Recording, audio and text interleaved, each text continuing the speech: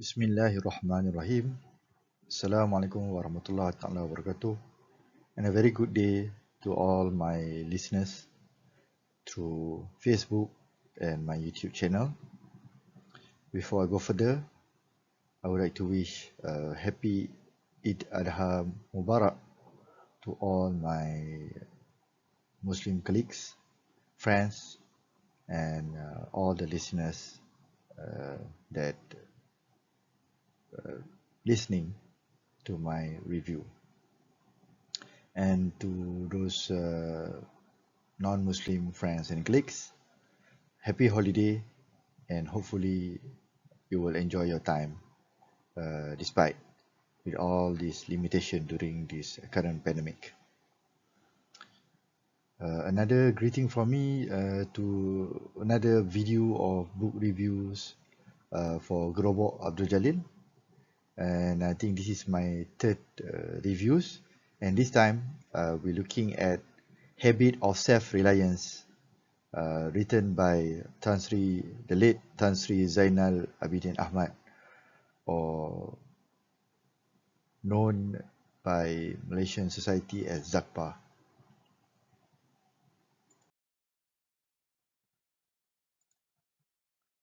This is actually the hardcover version of the special edition book published in 2009 by Dewan Bahasa Pustaka, printed by Dawama Sdn Bhd. And for this particular version of the translation from the original book in Malay, which titled Perangai Bergantung kepada Diri Sendiri, this was translated by Wan Ahmad Hulaimi for the special edition of this printing, with also an introduction by Asmah Omar.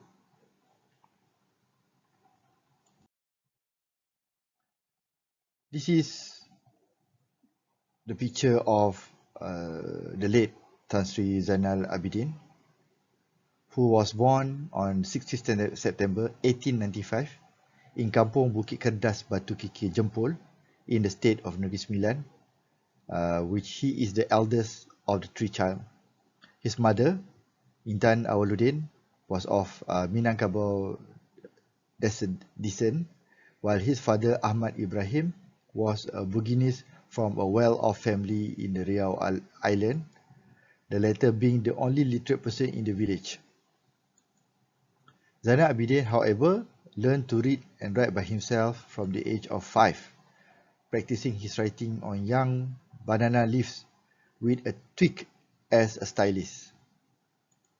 This caught the interest of his father, who decided to buy him a writing slate and some chalk. This further motivated Zainal's affinity for writing and helped to fine-tune his writing skills later on.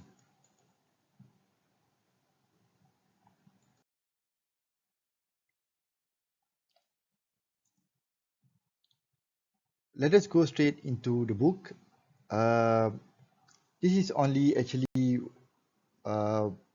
one part of Pendita Za'Ba thinking, and it started off with part 2, Habit of Self-Reliance, which consists 4 chapters, where chapter 1, the duty to succeed, talk about our life on this earth is one of work and struggle, and of competition as in a race, which each person must do his bit without relying on other people to get it done. On chapter 2, about our deficiency in this matter, it talks about God has ordained that every person shall receive good or bad rewards only on the basis of what he has done, and this is applicable to both here and in the hereafter. Each person is required to do good deeds for himself to reap a good reward. Likewise, he himself has to be doer of a bad deed that will earn him a punishment to fit the crime. In Chapter 3, Thought, Beliefs and Faith.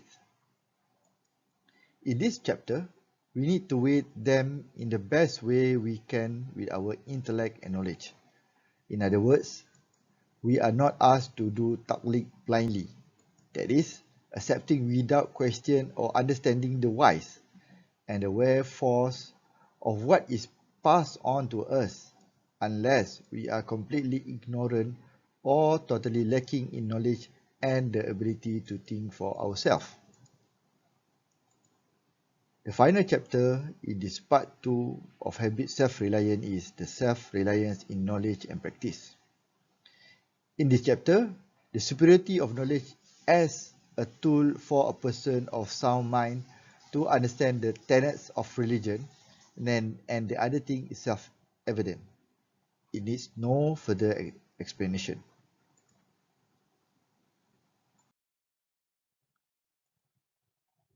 Moving on to the next part of the book, called Part 3, Good and Bad. There are also 4 chapters in this particular Part 3, Good and Bad. Chapter 1, A Broad Understanding.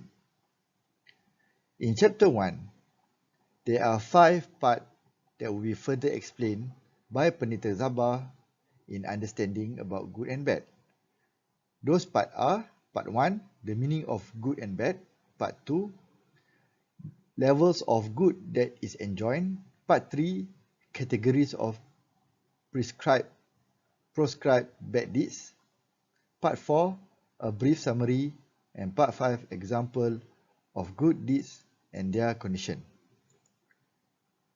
Moving on to Chapter 2, Good will always be with bad. In this chapter, Peneliti Za'Ba has dissected into 3 parts, where Part 1, the dualism of good and evil; Part 2, transmutations and results; and Part 3, the peak of moral character. In Chapter 3, Peneliti Za'Ba touches on a narrow outlook, which been further explained in 3 parts, which is Part 1, doing good for selfish reasons; Part 2, good in this world, good in the hereafter; and Part 3, deviating from the prescribed path.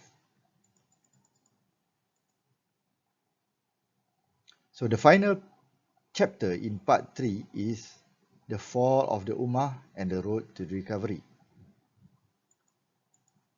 In this chapter, there are 4 parts that Peneliti Za'Ba uses to explain the fall of the Ummah and the road to recovery. Part 1 is the reason for the fall of the Ummah. Part 2, faith that is weak, shallow and empty. Part 3, the obligation to correct errors and to renew our understanding.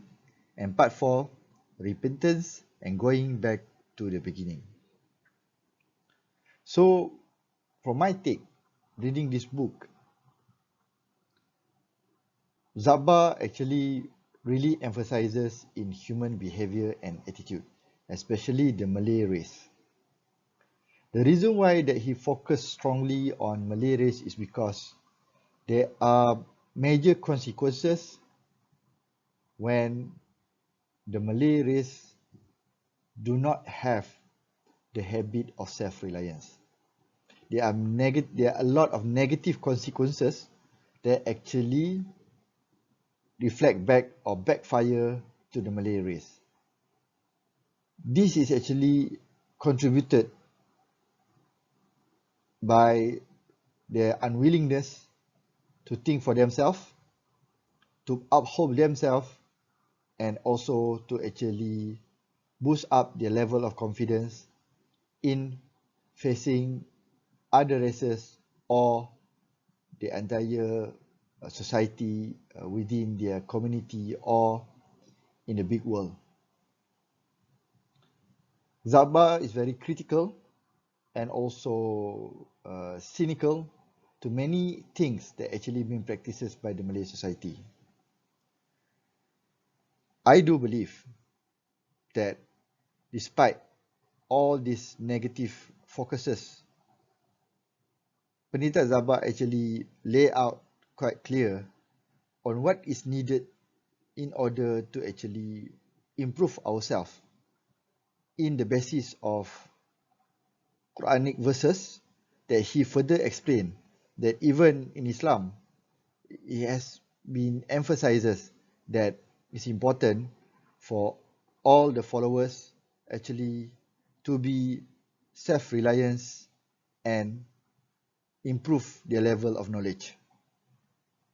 I highly recommend this book to actually everybody, not only for Malay race, but for those that have low self-esteem and understanding of what need to be done to uplift themselves in terms of knowledge, confidence, and attitude.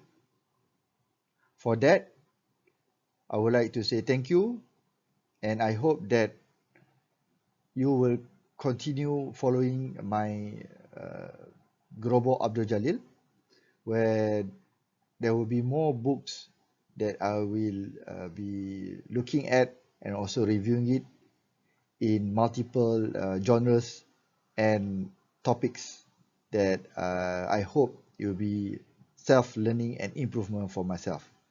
Until then, that's all. Stay safe, stay vigilant, and stay healthy. And lastly, stay at home to be safe. Thank you very much. Assalamualaikum warahmatullahi taala wabarakatuh.